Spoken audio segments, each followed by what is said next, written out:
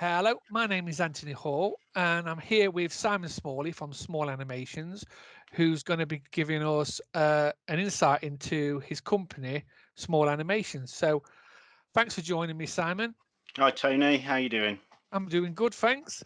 Uh, so, what is Small Animations? Tell us a bit about it.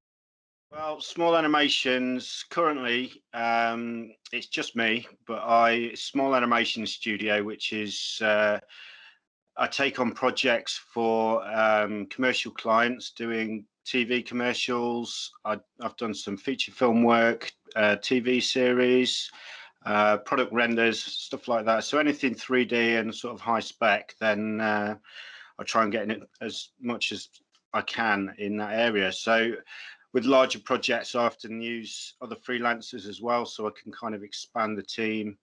Um, so freelancing kind of isn't the same as it used to be in that you just take on one little job and just do it yourself. You can kind of split the job between other freelancers and present yourself more as a company rather than just a lone freelancer.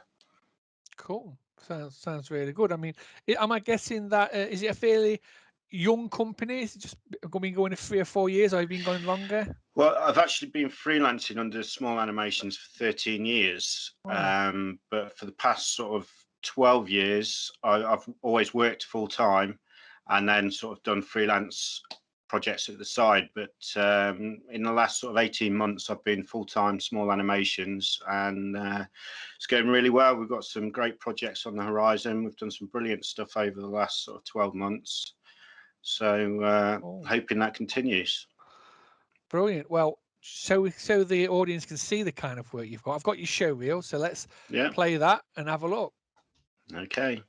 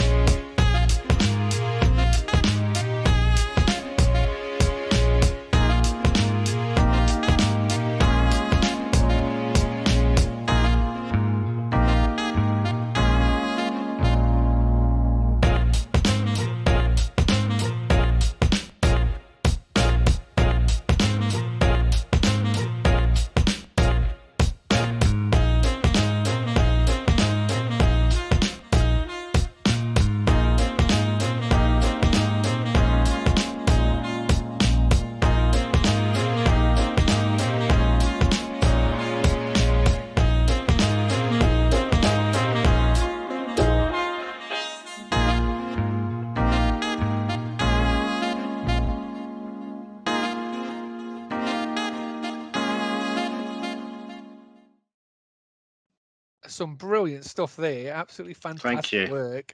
Thank Brilliant, you. mate. Yeah. So how did you get into this industry? Well, ever since I was at school, I was always into drawing cartoon characters and making my own comics and stuff like that. So I always knew that art was a route I wanted to take. And it wasn't really until university where I did pure animation at university, and I came across Lightwave, and it was my first experience of actual, 3D animation, and having that control suddenly opened up this world to me, and I decided that it's got to be what I want to do for my career. Cool. Sounds really, really good. So you were kind of 2D, originally 2D, and got into 3D, and then Exactly, from yeah. there, you've never really looked back, I'm guessing. Exactly, yeah. So, I mean, so much so I do so little hand-drawn 2D now that I feel like I can't even draw anymore because I rely on the tools so much. But you know, it hasn't held me back. You know, as long as you've got that sort of creative mind, I think you know, it actually doesn't matter if you can't draw in the 3D industry. So coming out of like education and university, what kind of design jobs did you start off doing before you got to where you Um, are? it was very minimal to start with. I came out of university and I applied for TV studios and Frame Store and, you know, you name it, I applied for it. And I just didn't have the skills at all. You know, you look at the quality of the work that they were producing, I was nowhere near that coming out of university. So I decided I'd start freelancing, and it was just kind of small web jobs, you know, little bits of Yeah. animation and logo animation here and there. And after 3 years of doing that, I got a few projects. There was a good one for Lincolnshire Tourism, and I was up for a advertising award for that one. I didn't win, but got nominated. Cool. Um, and so it was okay, but it was hard to earn a living. I mean, we're talking sort of 2006 maybe.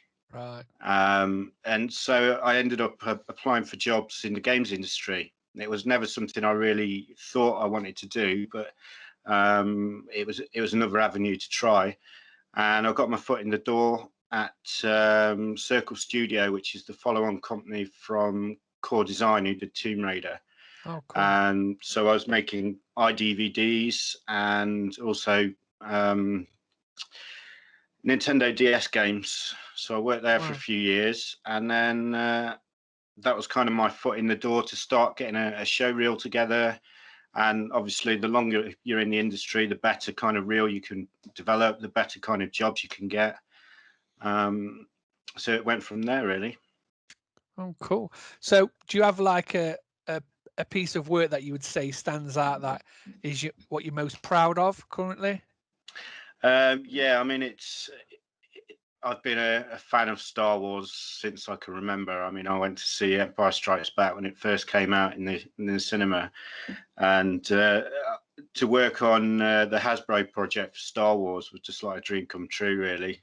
Animating X-wings and all the rest of it. So it came out really well, and from that, it led to a lot of other really good projects as well. So What kind of time scale do you get to do something like that?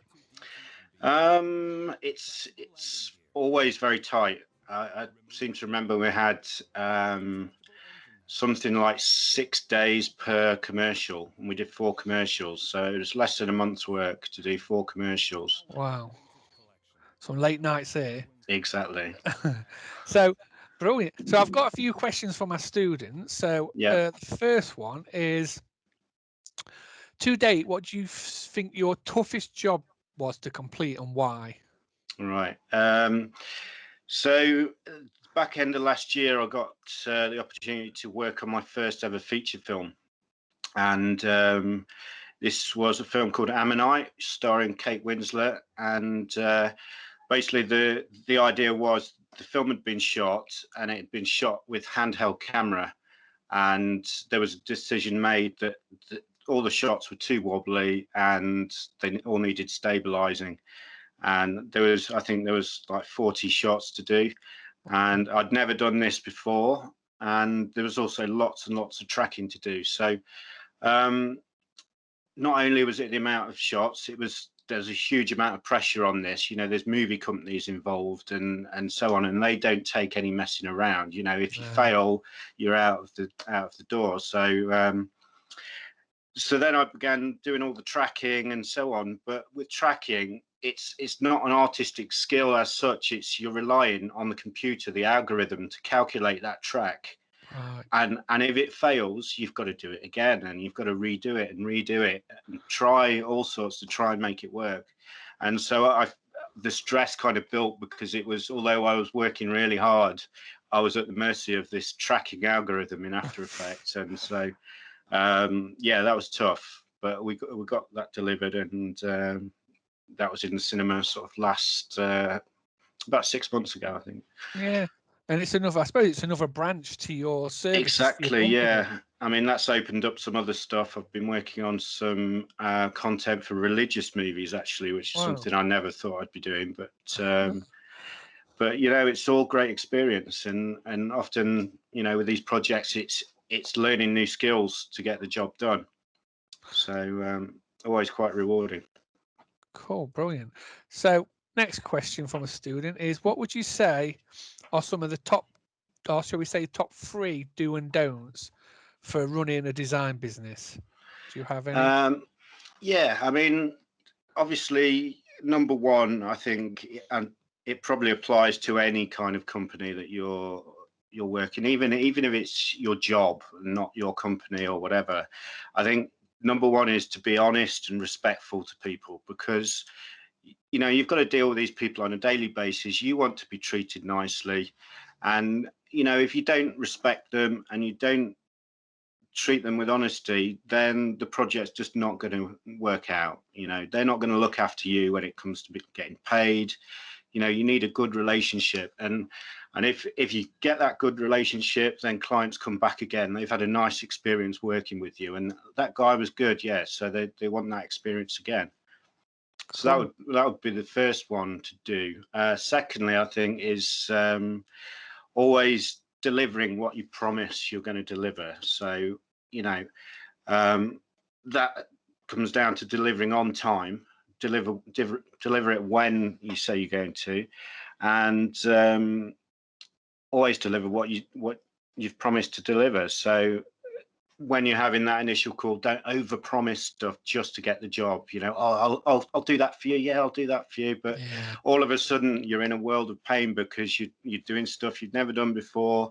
You've got too much work to handle to deliver on time. So I think, you know, that probably links back to the first one. If you don't understand something, or you haven't got the skill to do a particular area of the job, then be honest and tell them, because they can hire someone else to cover that part. There's no point promising stuff you can't actually deliver. True. I think in terms of don'ts, don't leave it too late to get feedback.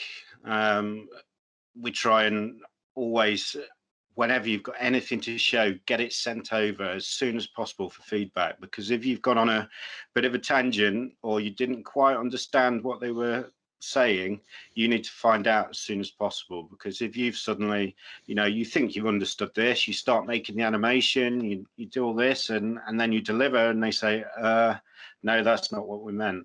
That's when you start missing deadlines, because you've not understood things properly.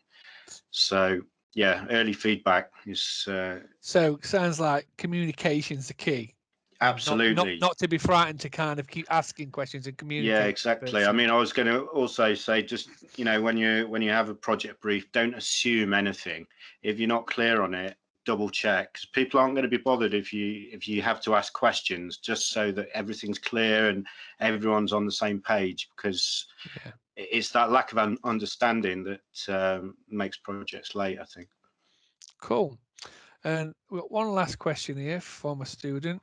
If you had one piece of advice to give any students of how to make it into the world of 3D, what would it be?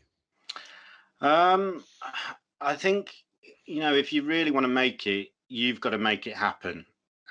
You've got to be passionate about it. There's 10 other people going for the same job. You've got to, you know, really want to do this. So it's kind of you need to learn to be obsessed with it, really. You know, in your downtime, do tutorials, learn as much as you can, and just be passionate about it. Because if you're not passionate about it, then someone who's interviewing you, they're going to know that you're not passionate about it, and probably give it to someone who is, you know. Cool. Well, thank you very much, Simon, for joining me today. No problem. Some really interesting stuff and some amazing work. Thank you. And again, I wish you all the luck and Small Animations. Good luck. Thanks very much, Tony. Cheers.